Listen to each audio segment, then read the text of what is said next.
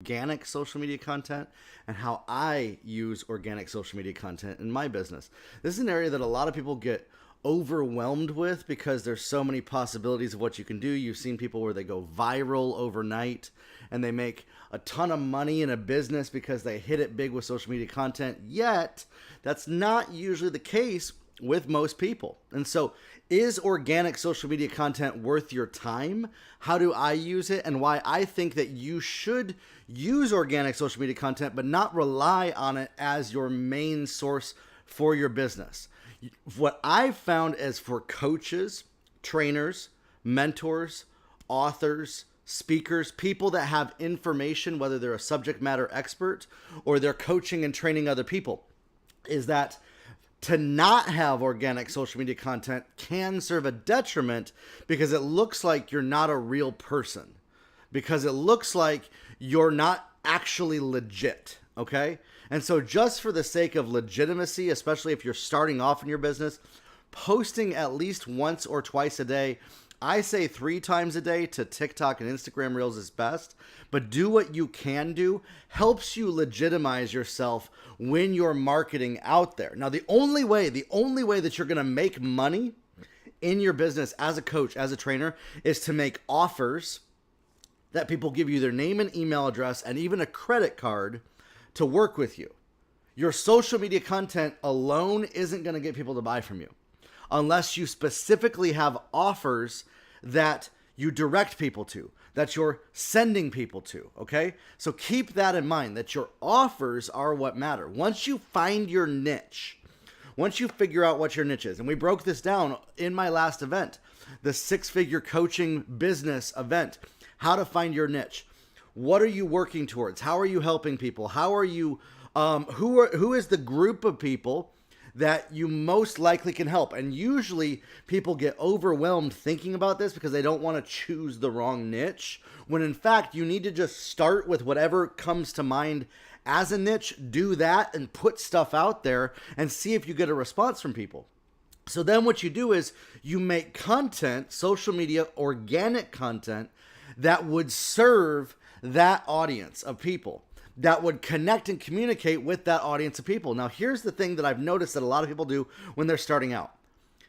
They don't have the right energy with their social media content. And this can be learned. This can happen over time. I didn't have the right energy even in the beginning with my organic social media content. And I've shifted this to where now I have a heightened, excited energy when you see me coming across in video. And I get it. Some of you are like, well, that's not my natural personality. You might need to bring it at that personality on your social media content to gain traction, because that's what people expect to see. And so train yourself to be able to talk in that way, even if it's not comfortable for you, like you're an actor, like you're acting a part for a role in a movie of some kind. This is something that I tell a lot of people to do is when they're making their organic social media content, to heighten their energy, and it will go a lot further for them. And so talk about things that matter to the niche of people, the individuals. Let's say that you help people with they're struggling with their mental health and feeling confident about themselves and their spirituality. So you would talk about anything about how the friends you hang out with affect this, the situations that you do, what are you reading on social media, and you would talk about techniques that people could use for mental health. By the way, these don't usually on your organic content have anything to do with what you're selling.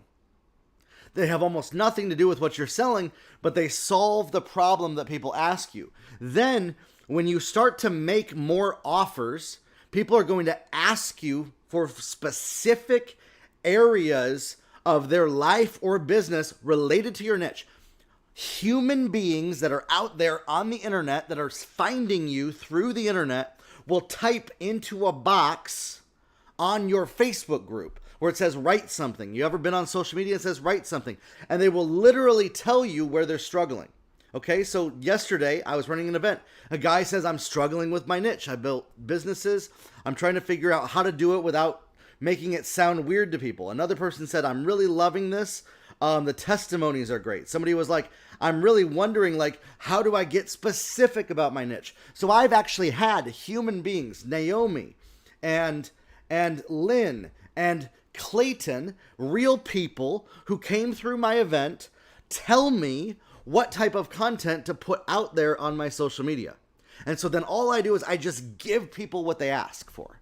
I just give them exactly what they've asked for on my social media, and then that creates a feedback loop where whenever I run an offer, I can mention the different offers that I have, the live events that I'm doing, but I can also retarget anybody who watched that organic content to visit the different offers that I have. Okay, so your organic content is not going to be the main thing that actually gets people to buy from you, though. Again, keep that in mind, but it's going to support all the other efforts. It's going to support you making videos on your YouTube, on your Facebook, on your Instagram, on your TikTok.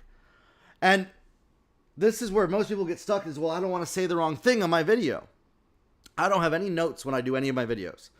I don't spend more than 30 seconds thinking about what I'm going to say on my videos before it comes out of my mouth.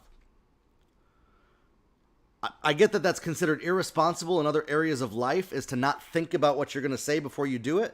But when it comes to marketing, when it comes to your social media content, when it comes to reaching people in your market, to overthink about what you're actually going to say and to not just let a stream of consciousness, whatever you think of, let it come out. When you do this and you train yourself to do this, you will actually be more laser focused to what's going to help people. Your content is going to get better, and it's actually going to draw people in even more. I can look at any time that I've overthought about, okay, am I saying the right thing? Am I doing the right thing? Is this the right way to put this out there? That it fell flat. But when I learned to just kind of remove that filter of am I doing this right, and completely unplug that filter, the content went further, affected people better, and came out a whole lot better. Now, did I sometimes say the wrong thing or flub up? Sure. Did that ruin my reputation? No. Were there people that wouldn't follow me because of that? There were maybe 5 to 10% that would, because they're just not at a place to listen to somebody that can actually talk in that way, and they actually feel like they need somebody that is so perfectly put into a little box that they're not going to engage with me or resonate with me in the first place. They're not somebody who's going to buy from me. They're not somebody who's going to engage with me. You're not going to be the perfect person for every single person that you meet on social media. But the ones that are supposed to engage with you, the ones that best resonate with you, the ones that best say, okay, this is my tribe, this is the person that I can learn from, this is good information that I know that I can take and it will positively affect my life, those are the ones, they will be majorly attracted to you more and more when you start doing your social media content like this, okay? Again, I'm going to repeat this. Your social media organic content is very rarely going to be what actually grows your business, depending on the niches that you're in. If you're in coaching, course creation, training, it's not going to. If you are a brick and mortar, it can have more of an impact. If you're a photographer, it can have major impact because people are actually buying what your content is. If you're in video, but if you're somebody that is teaching, which is what I help people do, I help people create coaching businesses that make tens of millions of dollars. They train people, they raise up people, they create transformation in people's lives. To do that, your content is not really going to be what's going to actually bring you a lot of customers. What's going to is by making offers to people, by putting offers out there. It comes after your content. So you attracted people with the content, but then you make offers to people to give you their name and email address or to sign up with a credit card to engage with you for some kind of an event or a training or a webinar or to download an ebook. And then when they do that, you direct them. You have to explicitly tell people what to do or they won't do it. You tell them, okay, go to my website and sign up for what I'm selling. And a lot of people think that just because they have something great on their website that is valuable for people, that that's going to get people to buy from them. But it's not. It's not going to, no matter how good, amazing, incredible what you offer is. Without making explicit offers to your target customer, it will almost always fall flat, and you will struggle to actually make a profitable business with your ideas. And so that's why you have to be willing to put yourself out there. It's not always going to be perfect. It's not always going to produce the results that you're wanting it to. It's not always going to resonate with people, but by you consistently doing this more often over time, you're going to attract people that will buy from you. This past week, we did over $25,000 in business using exactly what I just told you right now.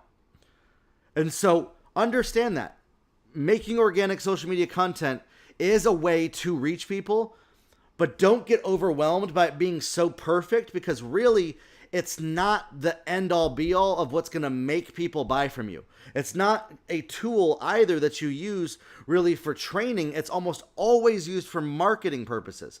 This video is a marketing video. If you want to work more with me, jump into my Client Growth Accelerator. The doors are closing to the Client Growth Accelerator this Tuesday, August 23rd. And if you're a coach, if you're a trainer that wants to scale your business to 6 and 7 figures, this is the best chance and best opportunity for you to do so. I can't wait to see you in there.